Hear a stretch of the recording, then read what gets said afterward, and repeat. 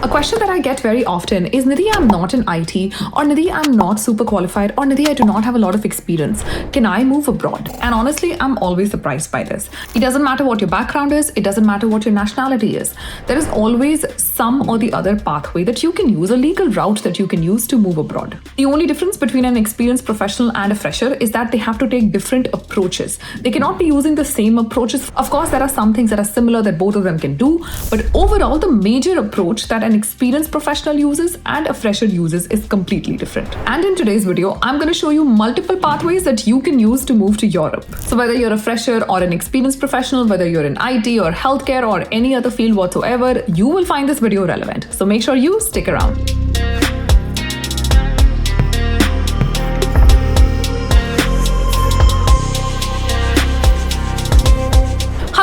My name is Nidhi Nagori and welcome back to my channel. In today's video, I'm talking about one European country in particular, Denmark. But of course, this process would apply to every European country that I've at least worked on so far. I'm using Denmark just as an example to show you what different pathways are available. You can do a similar research for other countries, or if you're thinking of any other country, let me know in the comments and I will make a video for you. But why am I choosing Denmark for today's video?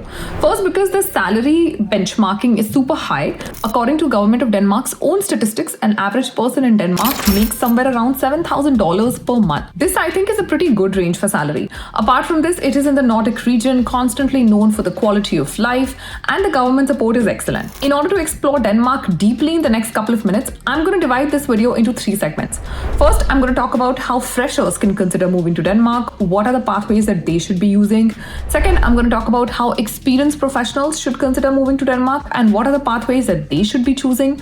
And third, I'm going to talk about what are the common things that both freshers and experienced professionals should be doing. Also, I'll be showing a lot of different websites and screens during this video, so please take screenshots wherever possible, make notes, and have a detailed step-by-step process ready for yourself. So first, I want to talk about the fast track scheme that Denmark has launched very recently. Using this scheme, you can get your work visa within 1 month. I have the website open right here. And you can see this is you've been offered employment in a certified company, and you can see the normal processing time is 1 month.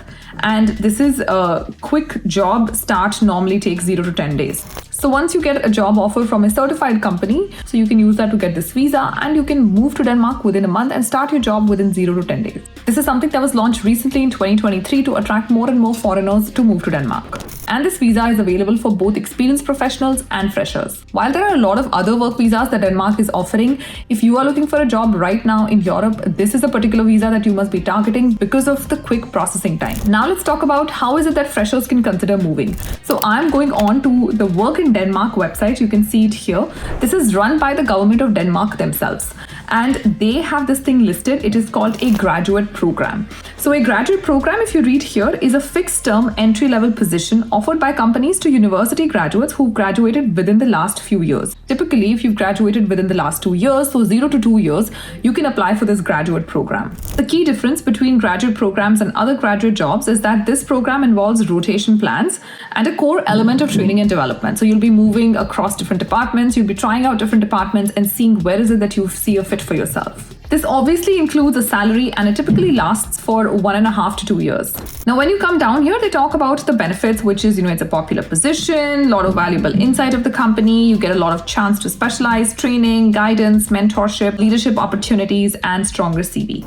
And then when you scroll down further, it comes to the best part, which is get started. How can you browse through different Danish companies that are always offering graduate programs? They also say that the recruitment process takes place over a fixed period of time, once or twice a year. And they have all these companies: Arla, Bestseller, Capgemini, Carlsberg, CGI, Coloplast, Danfoss, Denmark. Like, this list is pretty big. More than 10 companies here that you can apply for. And I'm sure you must have realized that graduate programs have a lot of opportunities. It's not like one program has one opportunity. They tend to take many graduates. If you aren't familiar with the term and role management training, then the graduate program that is being offered by these Danish companies is pretty similar to that. If you want to apply to any of these companies, it's pretty simple. You can just go and look for what's open here. So let's look at the Capgemini Ignite program, and then you can see this, and this is how it's done, and you can go ahead and then apply here.